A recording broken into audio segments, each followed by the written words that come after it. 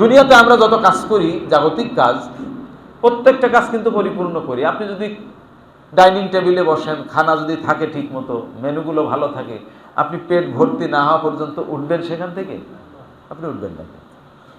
আবার যখন ওর উল্টা কাজটা করতে যাবেন, সেই কাজটা করতে গিয়ে যত ব্যস্ততাই থাক, আপনি হাফটা করে কি উঠে চলে আসবেন না, এখন ব্যস্ত আছি, পরে এসে আবার অর্ধেকটা করব।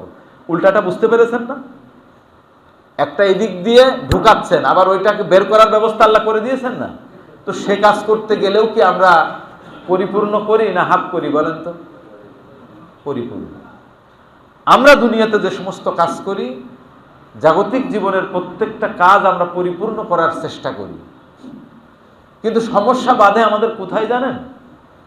আমরা যখন আল্লাহর বিধান মানতে যাই, আল্লাহর ইবাদত যখন করতে যাই, তখন কিভাবে ফাঁক ফোকর দিয়ে বের হয়ে আসা যায়, ফাঁক ফোকর দিয়ে ফাঁকিঝুঁকি করা যায়, এই মানসিকতা আমরা পোষণ করি। আমি জানি না আপনারা একমত হবেন কিনা, কেউ মনে কষ্ট নেবেন না। আমাদের সামাজিক অবস্থাটা এরকম।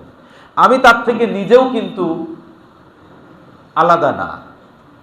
সামাজিক অবস্থার প্রেক্ষাপটে আমরা সবাই কোনো না কোনোভাবে এরকম কাজের সাথে জড়িত, হয়তো কেউ কম কেউ বেশি।